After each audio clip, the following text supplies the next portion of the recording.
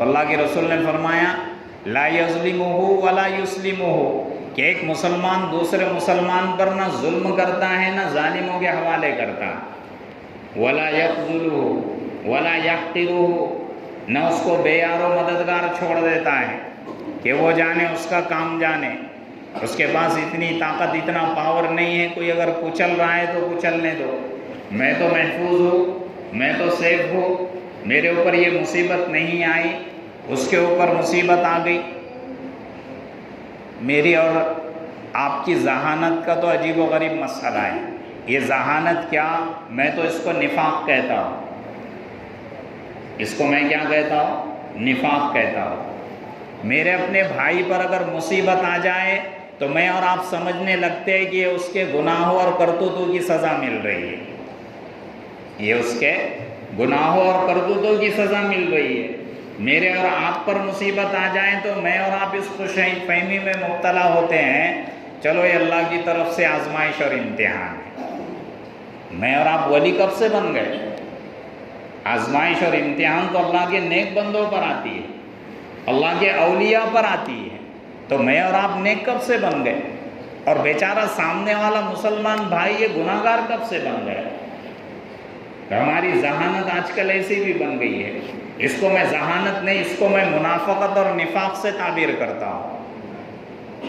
تو اللہ کے رسول صلی اللہ علیہ وسلم نے فرمایا کہ ایک مسلمان دوسرے مسلمان کا بھائی، اور بہت سی روایتوں میں اللہ کے رسول صلی اللہ علیہ وسلم نے ایک مسلمان دوسرے مسلمان کا تعلق کیسے ہوتا ہے، اس کا کنیکشن کیسے ہوتا ہے، اس کی مدد کیسی ہوتی ہے، امداد کیسی ہوتی ہے ایک دوسرے کے ساتھ، حدیثوں میں ذکر کیا۔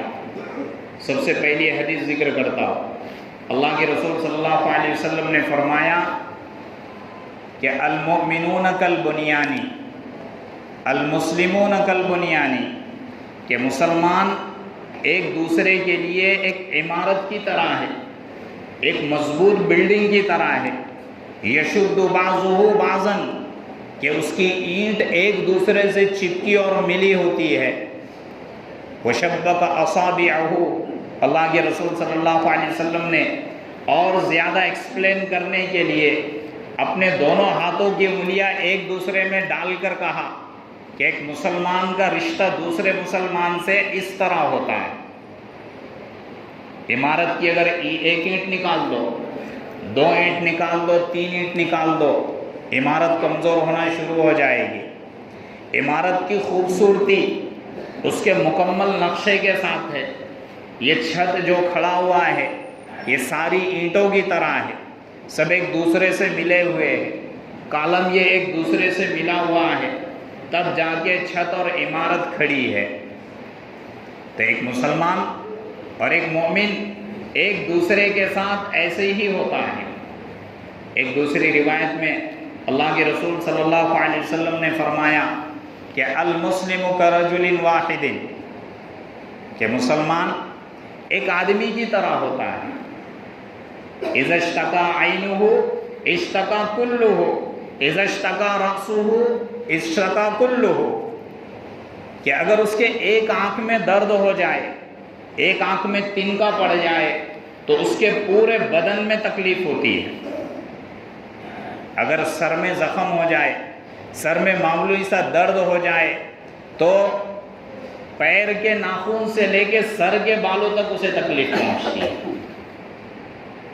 آنکھ کو دیکھ کر بدن کے دوسرے اعضاء یہ کہہ لے کہ تکلیف میں تو ہے، ہم تو اپنا آرام کریں گے، ایسا کرتے ہیں دوسرے اعضاء؟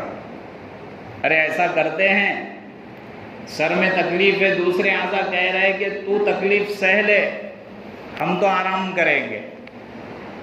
دوسری حدیث میں اللہ کے رسول صلی اللہ علیہ وسلم نے فرمایا تر المؤمنین، کہ مخاطب تو مومنین کو دیکھے گا، ان کے رشتے کو دیکھے گا، فی تراحمہم، کہ آپس میں ان کی رحم دلی کیسی ہوتی ہے، اور وتعاطفہم، آپس میں ان کے لطف کا، ان کے ایک دوسرے سے مدد اور امداد کا تعلق کیسے ہوتا ہے، وتوادہم، آپس میں محبت کیسے کرتے ہیں، کمثل الجسد الواحد، کہ ایک جسم کی طرح ہوتے ہیں.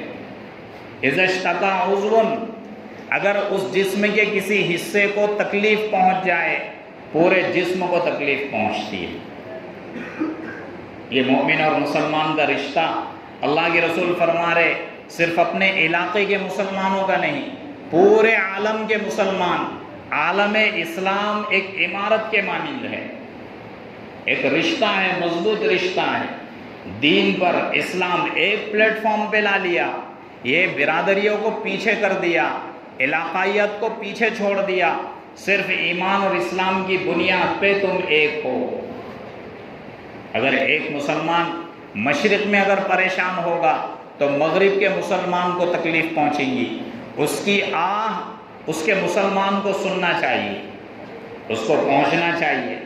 ایک مسلمان کی تکلیف کا احساس ہونا چاہیے کہ میرا مسلمان بھائی کس تکلیف میں، میں اس کے لیے کیا کر سکتا ہوں، میں اپنی بساط اور طاقت کے مطابق اس کے لیے کیسی مدد کر سکتا ہوں.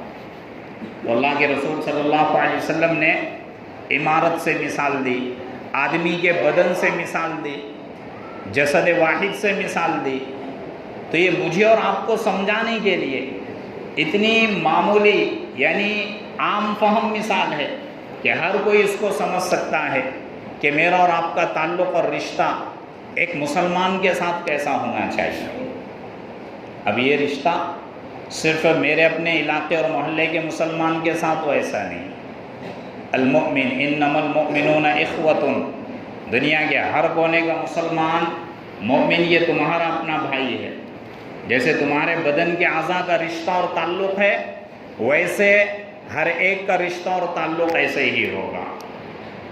حالات جو ناگفتہ بھی ہے، حالات ہم آئے دن سنتے ہیں، کبھی سنتے ہیں ادھر سے نکال دیتے ہیں، کبھی سنتے ہیں مجلس کی زینت بنا دیتے ہیں، محفلوں کی رونق بنا دیتے ہیں، نیوز اور سماچار کی زینت بنا دیتے ہیں. یہاں ایسا ہو رہا ہے، فلسطین میں ایسا ہو رہا ہے، غزہ میں ایسا ہو رہا ہے، ایران میں ایسا ہو رہا ہے، تران میں ایسا ہو رہا ہے، فلاں جگہ ایسا ہو رہا ہے. یہ صرف زبانوں کی زینت اور مجلسوں کی زینت بن جاتی ہے. لیکن کبھی ایسا خیال کیا کہ میں میرے اپنے مسلمان بھائی کے لیے کیا کر سکتا ہوں؟ اللہ نے مجھے اتنے سکون میں رکھا، اللہ نے مجھے اتنا اچھا رکھا، لیکن میرا بھائی مصیبت میں ہے تو میں اس بھائی کے لیے کیا کر سکتا ہوں؟ کبھی سوچا ایسا؟ بات چل رہی ہے، پورے عالم میں یہ بات چل رہی ہے کہ امریکہ کی کمپنیوں سے بائیکاٹ کیا جائے، اسرائیل کے جتنے پروڈکٹس ہیں، مصنوعات ہیں، اس کا بائیکاٹ کیا جائے. میرے سامنے بات آئی، آپ کے سامنے بات آئی. ہم نے کبھی اس پر فیصلہ لیا، کبھی سوچا کہ میرا اپنا پیارا بھائی کس مصیبت میں ہے، میں اپنی ذات سے، اپنی طرف سے میں اس کے لیے کیا مدد کر سکتا ہوں؟ کتنوں کے ذہن میں یہ بات آئی ہوں گی کہ ایک پروڈکٹ بند کرنے سے میرا کیا بگڑ جائے گا، سامنے والے کی کیا مدد ہو جائے گی، میں اگر ایک چیز استعمال کرنا چھوڑ دوں تو کیا اس سے دوسرے کو کیا فائدہ ہو جائے گا، اس کو کیا نقصان پہنچے گا. یہ میرے اور آپ کے ذہن میں ایسی باتیں گردش کر رہی ہوگی. 2 واقعے سناتا ہوں. حضرت ابراہیم علیہ السلام کو جب نمرود نے آگ کے اندر ڈال دیا، آگ جلا تو نہیں سکتی تھی، ہر کوئی مدد کے لیے پہنچ رہا تھا، فرشتے مدد کے لیے اترے، حضرت ابراہیم علیہ السلام نے واپس بھیج دیا. ایک چڑیا وہ اپنے چونچ میں پانی کا ایک قطرہ لے کر اڑنے لگی. کسی نے پوچھا کہاں جا رہی ہے؟ تو اس نے کہا کہ آگ کو بجھانے کے لیے جا رہی ہے. اللہ کے دشمن اللہ کے نبی کو جلا رہے ہیں. پھر کہا کہ تیرے چونچ کے اندر جو پانی ہے اس آگ کے مقابلے میں اس کی کوئی حیثیت اور وقعت نہیں ہے.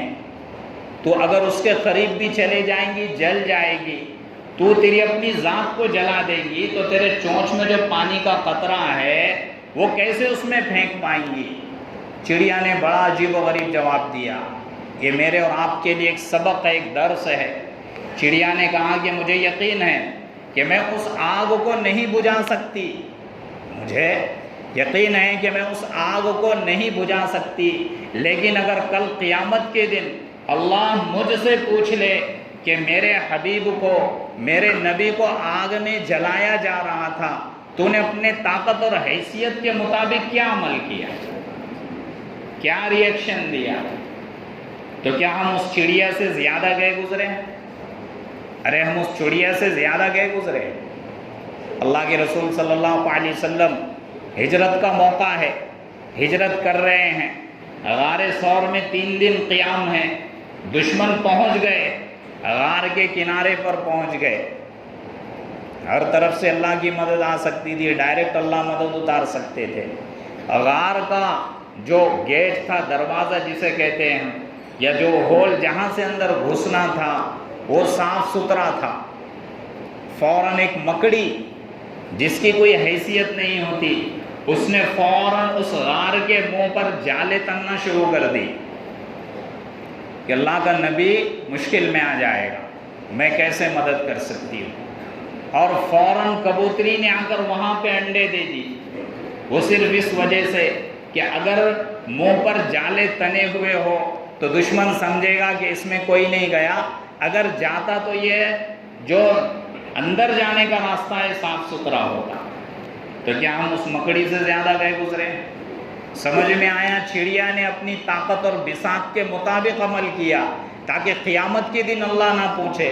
مکڑی اور کبوتری نے اپنے بساط کے طاقت عمل کیا تاکہ قیامت کے دن اللہ ان سے نہ پوچھے۔ تو میں اور آپ اسرائیلی کمپنیوں، امریکہ کی کمپنیوں اور ہر اس کمپنی کا پروڈکٹ جو اسرائیل کے سپورٹ میں ہے، جو امریکہ کے سپورٹ میں ہے، بائیکاٹ نہیں کر سکتے؟ ارے کر سکتے ہیں۔ کل قیامت کے دن اگر اللہ پوچھ لے کہ میرے دین کا دشمن، میرے نبی کا دشمن، تمہارے دشمن میرے نیک بندوں پر حملہ کر رہے تھے، اس وقت تم نے کیا کیا؟ ہر ایک کا اپنا لیول ہے، 2 واقعے سنا کے بتا دیا۔ میرے اور آپ کے بساط میں صرف بائیکاٹ کرنا ہے، چیزوں کا بائیکاٹ کرنا ہے۔ یہ برانڈ کا نشہ اتار دو، اسٹیٹس کے چوچلے نکال کے پھینک دو کہ مجھے یہ برانڈ ہی لگتا ہے، مجھے کھانے میں بس یہی چیز پسند ہے، نہیں کھائیں گے۔ لوگ ہفتہ ہفتہ بھوکے رہے لیکن مرے نہیں، ہم بھی مر نہیں جائیں گے، ہم بھی برانڈ کو چھوڑ کر ہماری ناک نہیں کٹ جائے گی کہ ہم یہ یوز کرتے، ہم یہ یوز کرتے، مارکیٹ میں ہمارا کریز کم ہو جائے گا۔ یہ سب بھوت ذہن اور دل دماغ سے نکال دو اور اللہ کے رسول کا حکم سامنے رکھو۔ اللہ نے کیا فرمایا وہ سامنے رکھو کہ ایک مسلمان، ایک مومن دوسرے مسلمان کا بھائی ہے، جیسے آنکھ کو تکلیف ہوگی پورے بدن کو تکلیف ہوگی۔ ہم یہ کر سکتے ہیں، اس لیے پھر کہہ رہا ہوں، ٹوک کہہ رہا ہوں کہ بائیکاٹ کرو، اسرائیل کے پروڈکٹس اور مصنوعات کا بائیکاٹ کرو۔ یہ نیت کرو کہ اے اللہ جب تک زندہ رہوں گا میں اس کے مصنوعات کا بائیکاٹ کروں گا۔ میں منبر رسول پر بیٹھ کر میں اپنے تئیں آپ کے سامنے آپ کو گواہ بنا کے میں یہ وعدہ کرتا ہوں اللہ کے گھر میں کہ جب تک میں زندہ رہوں گا انشاءاللہ اسرائیل کے پروڈکٹ کا میں بائیکاٹ کروں گا۔ آپ بھی یہ نیت کریں تاکہ کل قیامت کے دن ہم اللہ کے سامنے یہ تو کہہ سکیں گے کہ میری اپنی بساط کے مطابق مجھے جو کرنا تھا میں نے اتنا کر لیا۔ اللہ رب العزت مجھے بھی عمل کی توفیق عطا فرمائے، آپ کو